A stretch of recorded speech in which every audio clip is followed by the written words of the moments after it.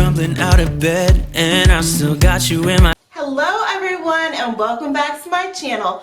My name is Candace if you're new here, and I film all types of cute, crafty, and girly videos. So if that's something that you're into, don't forget to hit the subscribe button before you leave my channel for today. And do make sure that you hit that bell notification so that you can be notified each and every time that I upload a video. So what I have for you guys today is 5 tips for beginner quilters. It's some things that I wish I would have known when I started making quilts. So I've been making quilts for 15 plus years. So whenever I began making quilts, I was always fascinated by this one quilt that my mom had of my grandma's, but it is so beautiful. Every time that I come visit my mom, I'm like, I'm gonna get that quilt one day, and if she's watching this, she knows I say it every time. It is such a beautiful quilt, and it's got prairie points all the way around it, and it's a blue and white one, and it's got embroidery stitching on it. It is so gorgeous, and that is the quilt that I have in my mind when I think about when I began quilting. We had quilt books and we had fabric because we already knew how to sew, but we never started making quilts. So when we dove in head first and we began making quilts. And so that's why I wanted to make this video, because there are things that I wish I would have known when I began making quilts that you too will need to know if you want to start making quilts, or you're just interested in learning the process of making quilts. So with that being said, let's go ahead and get right on into the video. So I've got my notebook again today, and I just wrote down 5 tips for beginner quilters. Now these are not everything that beginner quilters will know, but these are 5 things that stand out in my mind that I think beginner quilters should know. So if you have anything else that you might think beginner quilters should know, leave them down in the comments below, because I'm sure other people would like to know them as well. First tip, and this is very, very important. You want to start with a beginner friendly pattern. Not only you want to start with a beginner easy pattern because you want something easy to do, but when you're starting out learning a craft, you want to get the easiest thing possible so that you can learn the concept and you can learn the techniques so that you can know how it's done more efficiently. And I wrote down a couple patterns that I think are great for beginners to start out with. The first pattern, and when I name these patterns, I'm going to pop them up on the screen, probably like right here, so that you can see what I'm talking about. So the first pattern is a 9-patch. And a 9-patch block is just basically like it sounds. It's 9 squares. And you can make the squares any size that you want, or you can go with just like a strip of fabric, 3 different fabrics, and cross cut it. There are multiple ways of doing a 9-patch, but a 9-patch is a very great beginner friendly pattern. The second beginner friendly pattern that I like is a rail fence. And the rail fence is just 3 strips of fabric, and then you put them all in a row, you sew them all in a row, you cut them into squares, and then you'll have the stripes going horizontal and vertical, back and forth, back and forth. So essentially it's going to look like stairs stepping down. So that is a great beginner friendly pattern, is the rail fence. Another beginner friendly pattern is a friendship star, and the friendship star is just basically, it is 4 half square triangle units and 5 solid blocks, and the center block is a different color, so that's a good beginner one as well. And then also a good beginner pattern is the pinwheel quilt. And then also, if you're feeling a little adventurous, then I would go for the double pinwheel. It's not hard, but it's more of an advanced beginner. It's more advanced than the other one. So the double pinwheel, and those are the ones that I would suggest for you if you're starting out quilting. Moving along to tip number 2. Tip number 2 is when you're beginning quilting, you need to begin with 100% cotton fabric.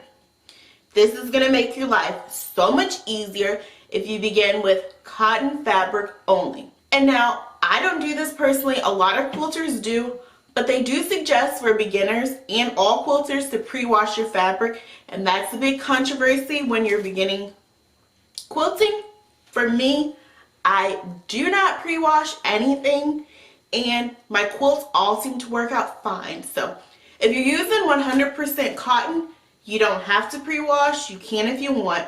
That is a big controversy that I'm not going to get into. So do whatever you feel works the best for you. Okay, tip number 3. I love this tip so much, and I wish somebody would have told me that when I started quilting. It is to buy extra fabric. I cannot tell you how many times you will be working on a quilt and you cut your fabric wrong. Say it calls for a 9.5-inch square, and then you cut all your squares at 9 inches of this gorgeous, gorgeous fabric, and it's not going to work for that quilt, and you go back to Joann's, the fabric store, the quilt store, wherever your local fabric store is, you go back to the store and you look for it, and it's completely gone. They don't sell it no more, and you're out of luck because you cut your blocks wrong and you did not buy extra fabric. So please, please, please, if you're a beginning quilter or even an advanced quilter, everybody makes mistakes, but especially beginners, you are prone to making mistakes more than once. So please buy extra fabric. If your pattern calls for 1 yard of fabric, buy at least 1.5 yards. And tip number 4, I love this tip also. Keep all your supplies together and organized. I like to put my projects in, if you go to Michael's, they have like these boxes. They're plastic boxes, and they say they're for scrapbooking, but they work perfectly for quilt projects. Once you get your blocks cut out, if you put all your project in that box, it's all there. So you have everything when you're ready to begin your quilt, and they store perfectly for, you know, storing each project in there. Your project, your pattern, you want that all together, so when you're ready to work, you can get it all out and work. So that is a good thing to do. My last tip for you all today is tip number 5.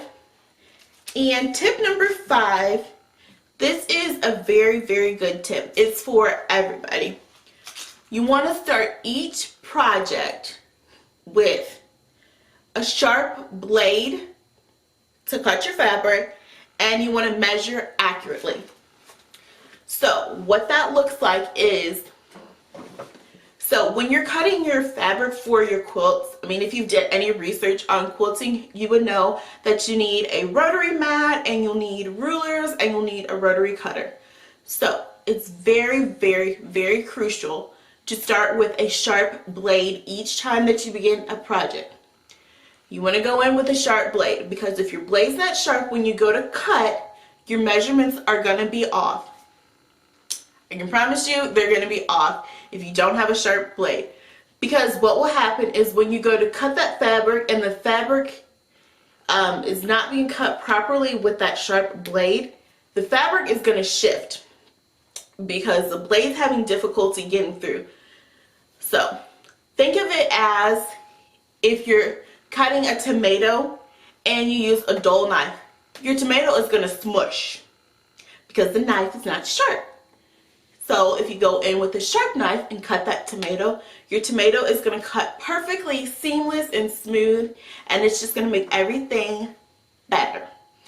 And then going along with that, you want to be able to have accurate measurements. So measuring accurately is very important. Nobody wants to spend hours and hours making a quilt and they didn't measure right and they had a dull blade. So please do us all a favor and get yourself a sharp blade.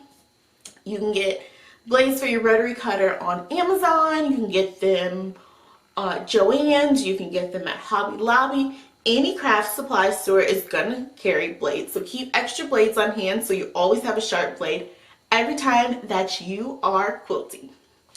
But that is all my tips for today.